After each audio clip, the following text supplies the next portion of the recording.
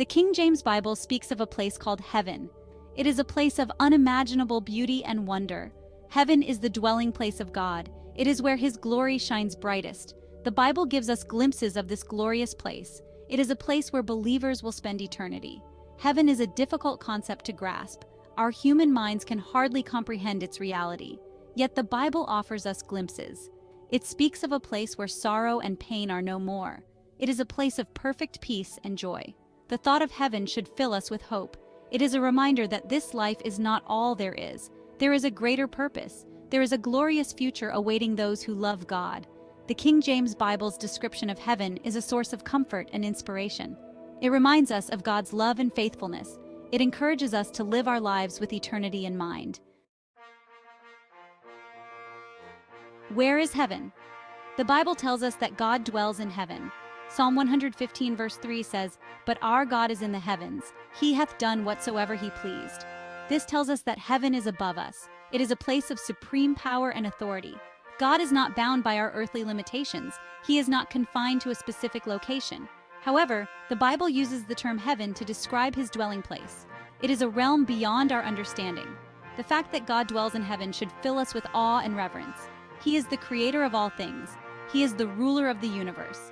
We should approach Him with humility and respect. Knowing that God is in heaven gives us confidence. We can trust in His power. We can rely on His promises.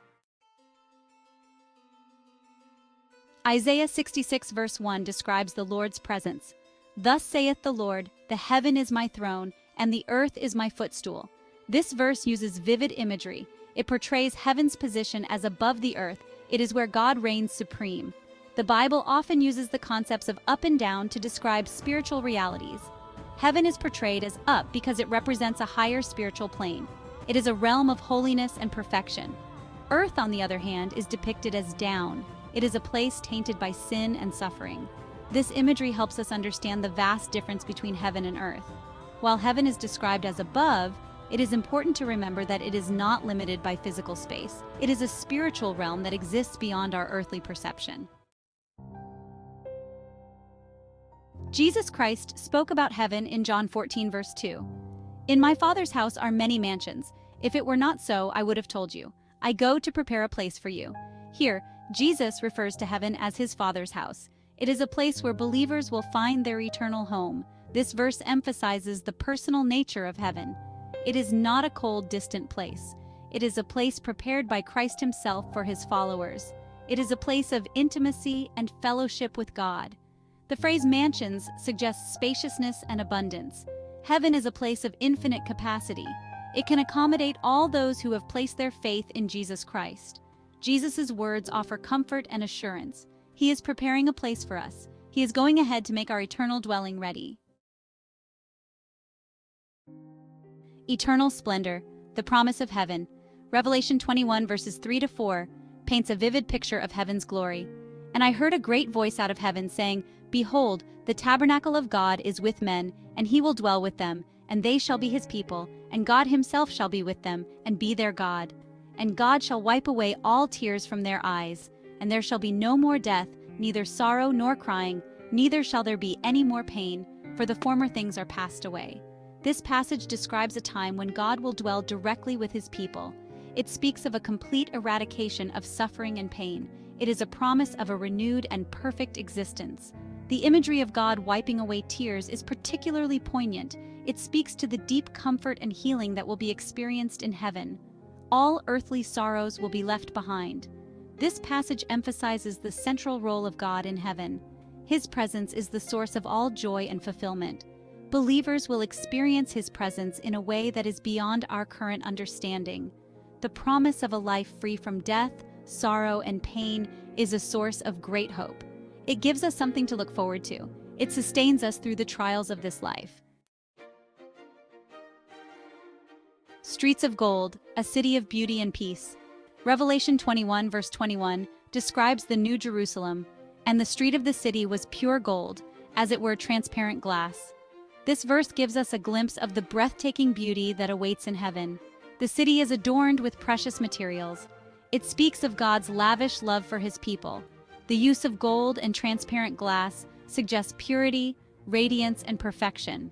Heaven is a place where everything reflects the glory of God. It is a place of unparalleled splendor.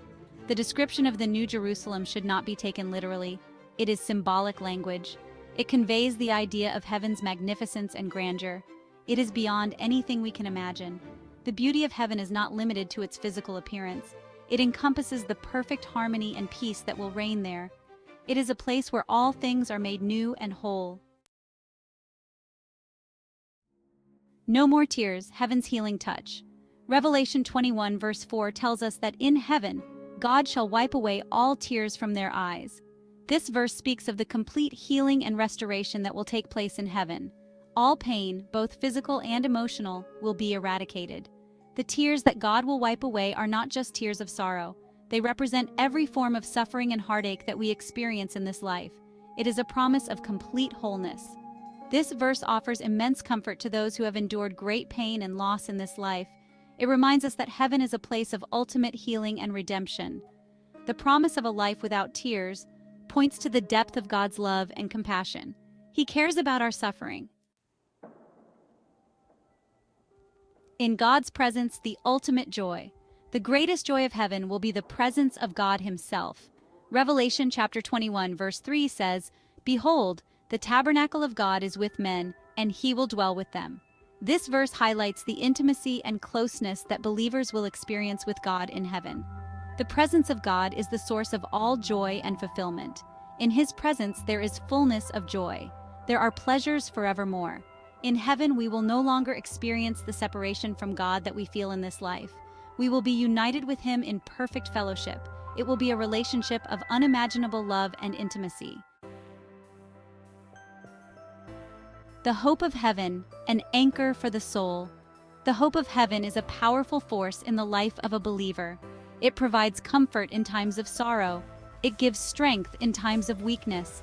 It sustains us through the trials and tribulations of this life.